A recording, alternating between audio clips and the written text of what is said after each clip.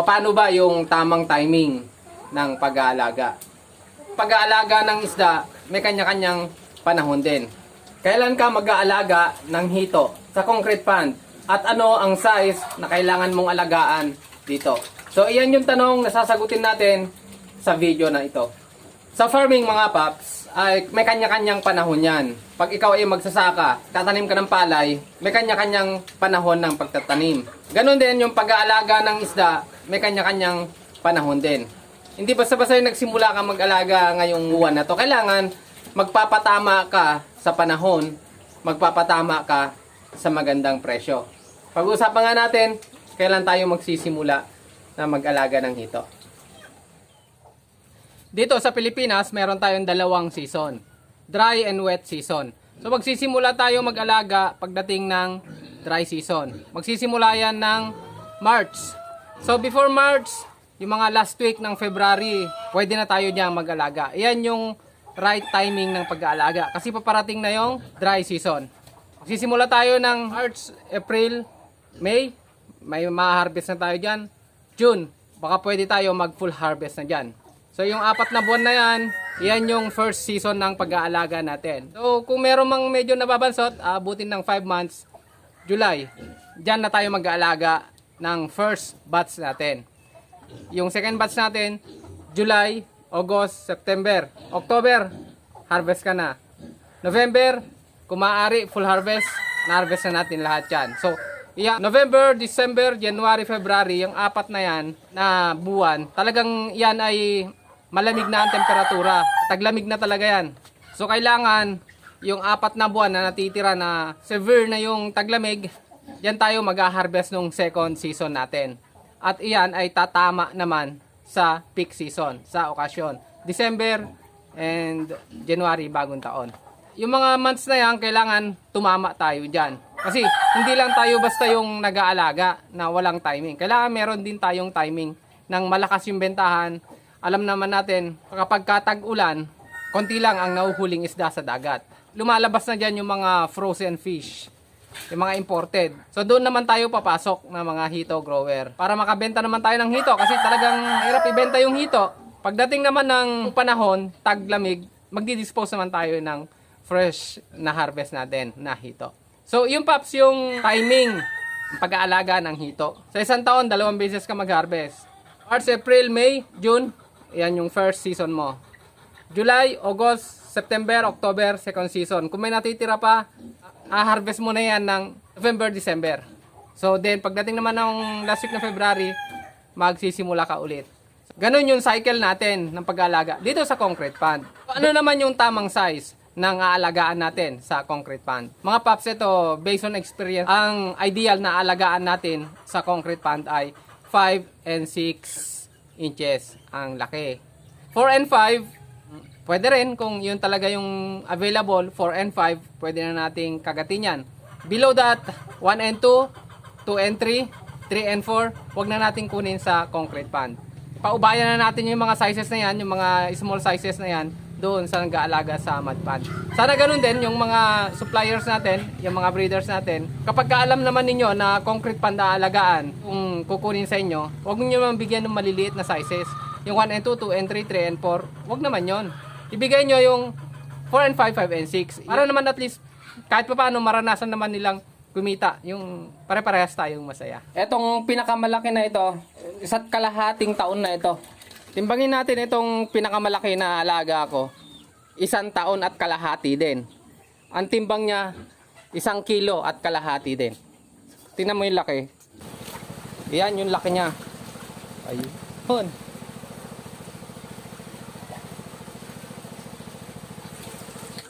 Tingnan naman natin yung mga maliliit. Dito, 1 taon at kalahati na. Ganito pa rin sila kalalaki. So, tingnan natin yung maliit kung ilan yung timbang.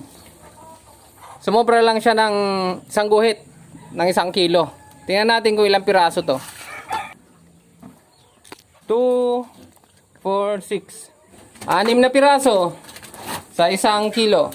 Yung pinakita ko sa inyo na alaga ko ay noong 2024 pa. Ngayon, December 2025 na. So, 1.5 taon yan. Nakita natin yung pinakamalaki, 1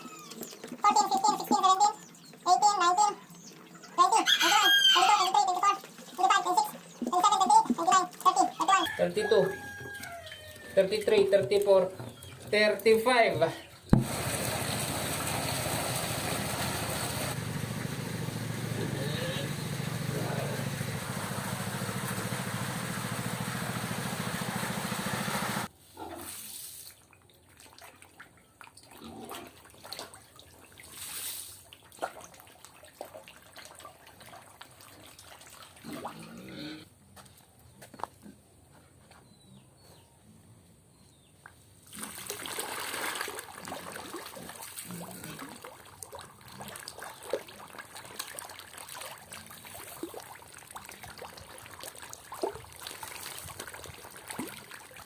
Itong cycle ko na to na pag-aalaga ng hito ay tumama ako sa taglamig.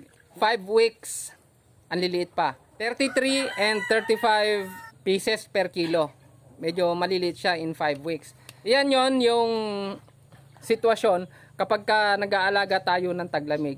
Mangyari siguro sa observation ko, ang problema ay wala sa sistema ko.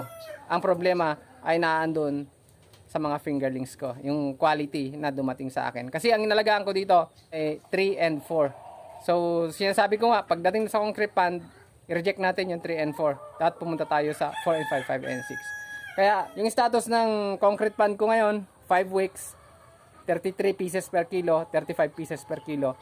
Medyo, ano yan, undersized para dun sa edad.